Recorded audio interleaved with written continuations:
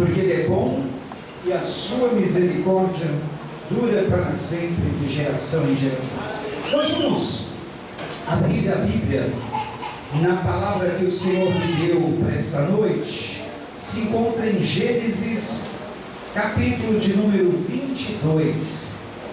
Gênesis 22. O capítulo é um tanto extenso, mas nós vamos lê-lo quase todo, amém? Para que possamos compreender bem o sentido da palavra de Deus nessa noite. Gênesis 22, o texto que ora está projetado, nos diz: passado algum tempo, Deus pôs Abraão à prova, dizendo-lhe: Abraão, e ele respondeu: eis-me aqui.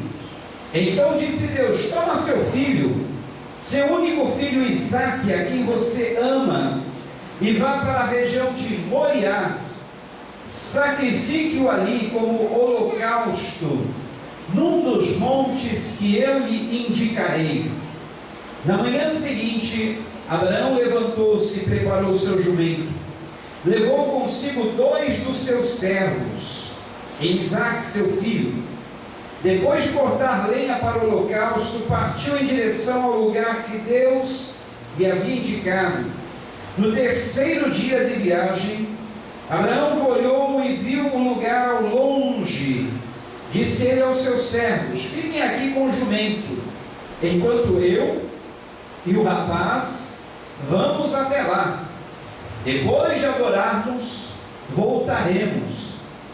Abraão pegou a lenha para o holocausto e a colocou nos ombros do seu filho Isaque, e ele mesmo levou as brasas para o fogo e a faca.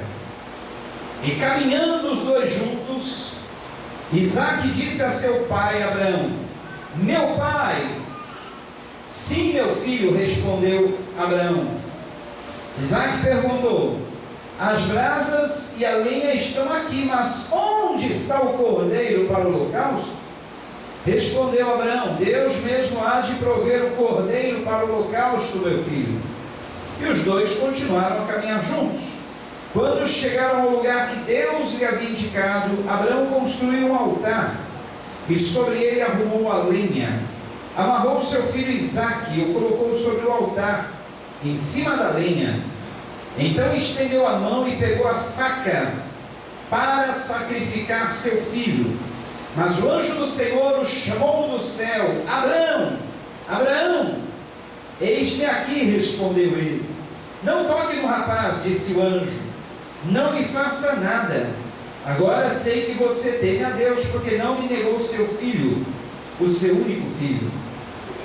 Abraão ergueu os olhos e viu um carneiro preso pelos chifres num arbusto.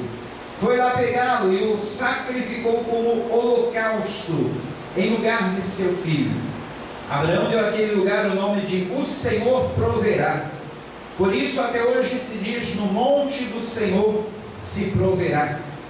Pela segunda vez o anjo do Senhor chamou do céu Abraão e disse: juro por mim mesmo, declara o Senhor, que por ter feito o que fez, não me negando seu filho único, o seu único filho, esteja certo de que eu o abençoarei e farei seus descendentes tão numerosos como as estrelas do céu e como a areia das praias do mar. Sua descendência conquistará cidades dos que forem seus inimigos. Por meio dela, todos os povos da terra serão abençoados, porque você me obedeceu. Então voltou Abraão a seus servos, e juntos partiram para Berseba, onde passou a viver. Queria que vocês assistissem esse clipe de 6 minutinhos, um clipe que me fez derramar lágrimas, agora há pouco, no fim da tarde, quando eu estava assistindo. Dê uma olhada.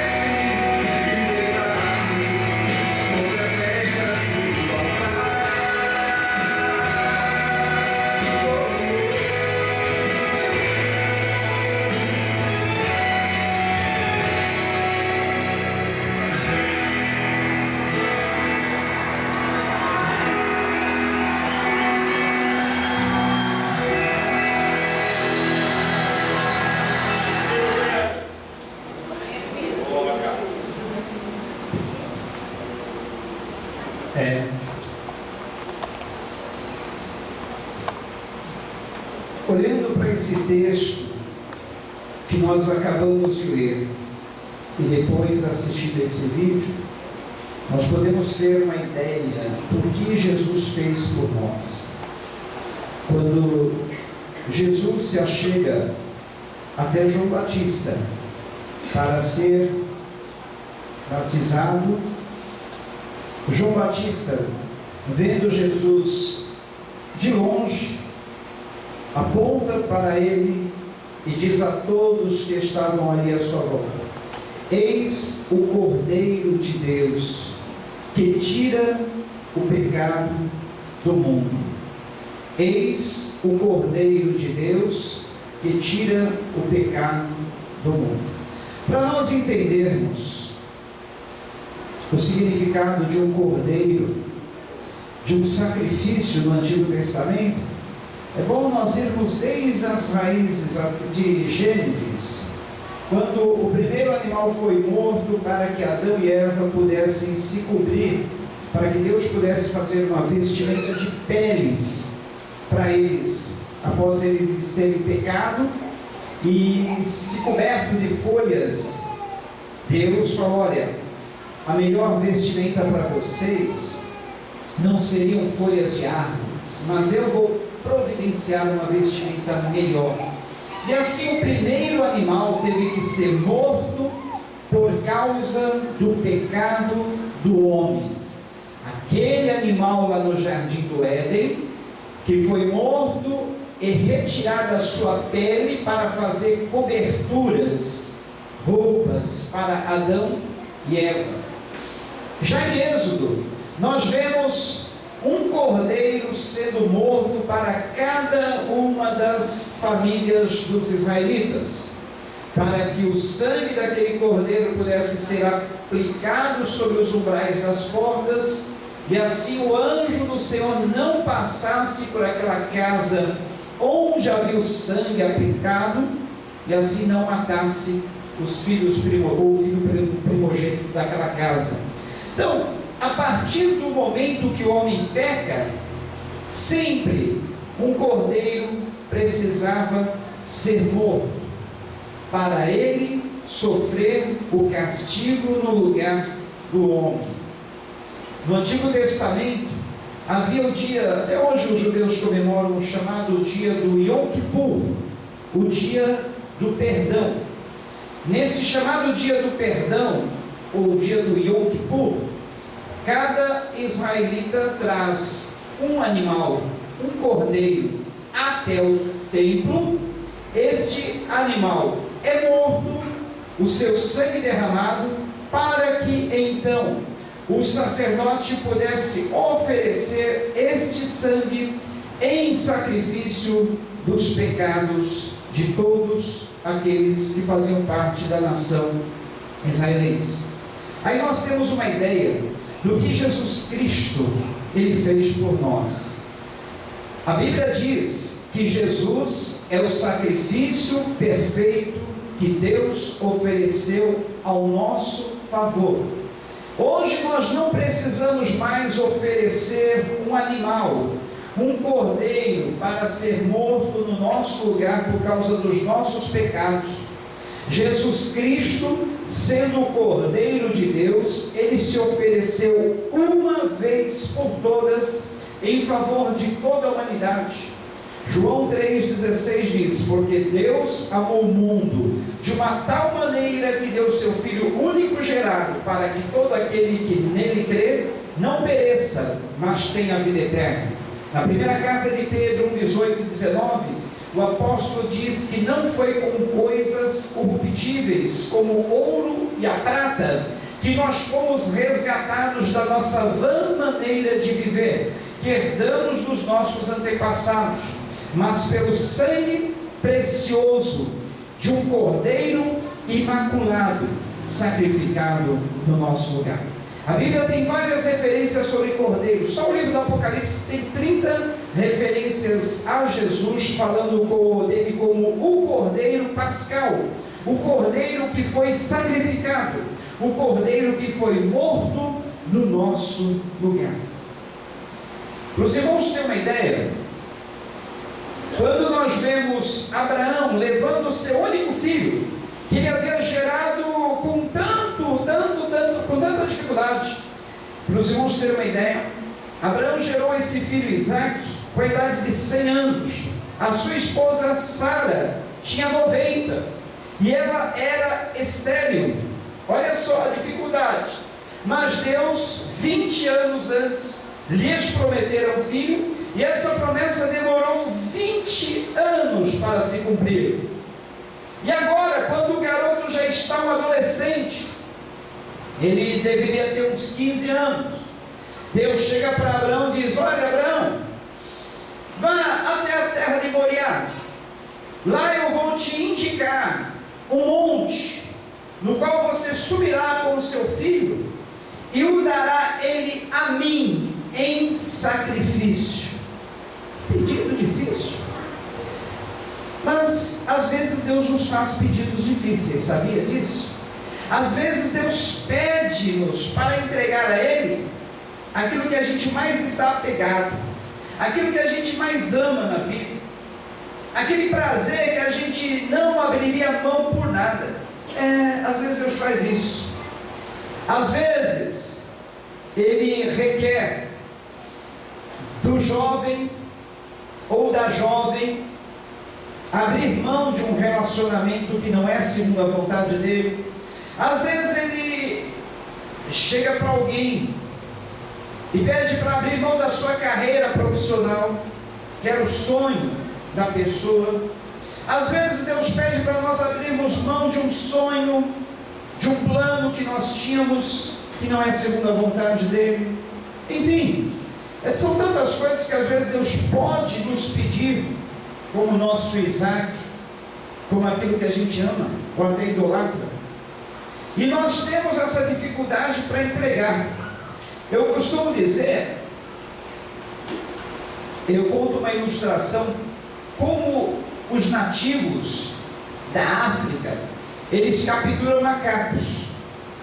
Macaco gosta de amendoim, e muitas vezes, por eles serem ágeis, os nativos ali de uma das tribos da África não conseguem alcançá-los, porque eles correm. Então uma das armadilhas é fazer uma pequena abertura dentro de um coco, na casca do coco, e lá dentro coloca alguns amendoins. O macaco sente o cheiro do amendoim, e quando ele enfia a pata dentro da abertura do coco para pegar os amendoins, ele consegue enfiar a mão e apanhar os amendoins, e ele fecha a mão para retirar os amendoins. Só que com a mão fechada ele não consegue tirar ela da abertura do coco. Com a mão aberta ele conseguiria sair, a mão não, a pata. Com a pata aberta ele conseguiria sair de dentro da abertura do coco, mas com a patinha fechada ele não consegue. E ele fica naquele dilema: abre a mão, se desfaz dos amendoins, ou fecha a mão, continua segurando os amendoins, só que perde a liberdade. E na maioria das vezes, por ele ser um animal irracional, age pelo instinto, pela emoção e não pela razão, ele acaba trocando a sua liberdade pelos amendoins, por aquilo que lhe dá prazer, o prazer de comer, saborear os amendoins. Só que ele perde a sua liberdade para ter nas mãos aqueles amendoins, para continuar segurando os amendoins, e o pior de tudo é que ele nem desfruta da sua liberdade e nem muito menos desfruta dos seus amendoins. É isso mais ou menos que acontece na nossa vida quando Deus pede para nós abrirmos mão. Abra mão disso que te dá prazer, mas é fora da minha vontade, não é segundo a minha vontade. Abra mão desse seu relacionamento, abra mão dessa sua amizade que está te prejudicando. Abra mão dessa carreira que não condiz com o chamado que eu tenho para a tua vida. Abra mão desse emprego. Abra mão desse vício. Abra mão desse costume que está matando a tua vida espiritual. Você não está percebendo. isso que te dá tanto prazer, isso que te envolve, isso que te enche os olhos, que você não quer abrir mão. Às vezes é um gosto pela pornografia, às vezes é um gosto por assistir programas que não edificam a nossa fé, e o pior de tudo é que acaba matando a nossa fé. Às vezes são músicas que não edificam, e a gente gosta de ouvir, e Deus pede: abre mão, abre a mão, abre a mão. Eu estou pedindo esse seu Isaac. Está vendo quantos Isaques às vezes a gente tem na nossa vida, que a gente não quer abrir mão? E como aqueles macaquinhos, a gente acaba perdendo a nossa liberdade por não querermos abrir mão dos nossos amendoins, daquilo que nos dá prazer. Perdemos a liberdade e acabamos nem desfrutando daquilo que poderia nos dar prazer. E assim, cada um de nós temos os nossos Isaques da vida. E Deus pede-nos: abra a mão hoje, entrega para mim. Abra a mão, entrega para mim o seu Isaac, ou Isaac, que está na tua vida, que você idolatra, que você ama até mais do que ama a Deus. De todos os 613 mandamentos, ordenanças, regras cerimonialísticas que havia no Antigo Testamento, Jesus resumiu esses 613 mandamentos, regras, ordenanças, em apenas 2. Amarás ao Senhor teu Deus sobre todas as coisas, e ao teu próximo como a você mesmo. Cumprindo esses 2 mandamentos, nós estamos cumprindo toda a lei de Deus. Mas nós pensamos muitas vezes que amar a Deus sobre todas as coisas é fácil, mas não é. Amar a Deus sobre todas as coisas, de todo o seu coração, de toda a sua alma, de todo o seu entendimento, é amar a Ele mais do que qualquer coisa nesse mundo. Você ama a Deus mais do que qualquer coisa nesse mundo? Você pode dizer: sim, pastor, é claro, mas te pergunto. Aí eu pergunto para você: quanto tempo você dedica da sua vida para Deus? Porque quando a gente ama alguém, a primeira característica desse amor é o tempo que nós doamos para a pessoa. Doar tempo para uma pessoa é uma das maiores provas de amor, porque hoje em dia o tempo é algo tão escasso, tão precioso. O tempo é algo que nós valorizamos. Nós pensamos 2 vezes em fazer alguma coisa que possa fazer-nos perder tempo. Isso é, se nós gostamos de administrar bem o nosso tempo. Então, quando nós devotamos nosso tempo para uma pessoa, quer dizer que nós amamos aquela pessoa. Não é assim o casal de namorados, quando está no início do seu relacionamento, eles querem passar tempo juntos, eles querem quanto mais se ver melhor. E deveria ser assim, deve ser assim, no casamento, até o final da vida, daqueles 2 que se amam. Dedicar tempo um ao outro, não é assim? Maridos que amam suas esposas, dedicam tempo para suas esposas. As esposas também, da mesma forma, dedicam tempo para o marido. Aí, eu pergunto a você: quanto tempo você dedica para Deus? Quanto tempo eu dedico para Deus? Quanto tempo nós dedicamos para Deus? Isso reflete o nosso amor por Deus.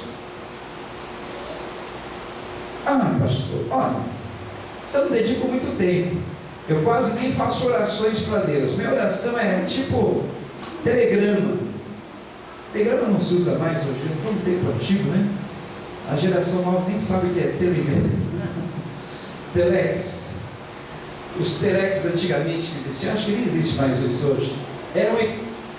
Eram palavras, eram frases que economizavam palavras. Por exemplo, você pagava por cada palavra que você digitasse ou mandasse, você digitava as palavras por telefone, e cada letra tinha um custo. Então, para você enviar um telegrama para alguém, você tinha que economizar ao máximo as palavras. Aí, se você ia mandar um telegrama lá para o Nordeste dizendo que você iria tal dia viajar, Você simplesmente mandava um telegrama em 3 palavras: chega o dia tal, pronto. Nem te explicava o motivo, por que você ia, quem ia com você, porque custava caro. Então, a oração telegrama, a oração telex é tipo aquela oração bem rápida. Você levanta atrasado do teu trabalho, você pula da cama, calçando os seus sapatos, vestindo com você já vai com a oração: Senhor, obrigado por essa noite, abençoe esse dia, nos guarda, nos proteja, nos livra de todo o mal, amém. E aí você passa o dia, você dedica tanto tempo para as pessoas que te procuram, as pessoas que querem falar contigo. Aí no fim da noite você chega em casa cansado, aí você podia dedicar um tempo maior a Deus, mas Senhor, obrigado por esse dia, valeu por ter me guardado, protegido, dá-nos uma noite de paz e sono tranquilo, cerca-nos com a proteção dos teus anjos, em nome de Jesus, amém. Já dormimos, não é verdade? Assim se resume o nosso relacionamento com Deus. Algumas orações relâmpagos durante o dia, principalmente quando nós nos vemos em alguma situação difícil, uma situação embaraçosa, em meio a um perigo, aí nós mandamos aquelas orações flechas para Deus: nossa, Senhor, me guarda, me protege, Senhor Deus, olha, Senhor, obrigado, valeu, vamos comer, obrigado, Senhor, por esse alimento, obrigado, Senhor, está muito bom, amém. Então, se o tempo que nós gastamos com uma pessoa ou que nós investimos num relacionamento indica o quanto nós consideramos aquela pessoa, havemos de convir que o nosso amor a Deus está bem distante daquilo que nós deveríamos devotar a Ele, né? Além de nós pouco orarmos a Deus, também economizamos cada dia mais as nossas idas à casa de oração, onde ali nós poderíamos desfrutar de um tempo maior com Deus, de um relacionamento maior com Ele.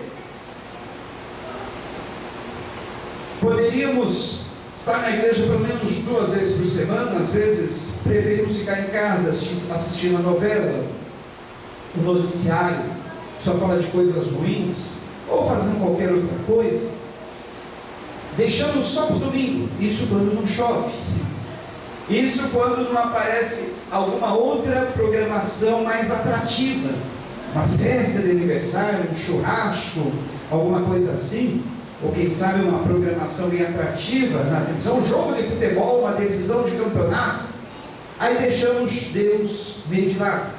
Quantas pessoas têm dificuldade de orar pelo menos 5 minutinhos no meio da madrugada?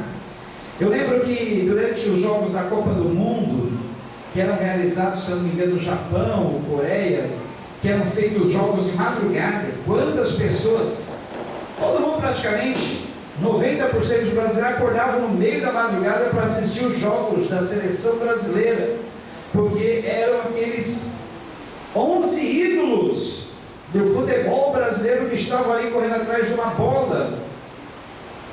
E o Brasil tinha que acordar de madrugada para acompanhar aqueles 11 ídolos correndo atrás da bola, porque o Brasil idolatrava aqueles ídolos, amava aqueles ídolos, que não davam nada para o Brasil, não estavam nem aí com ninguém, somente estavam visando o seu lucro pessoal.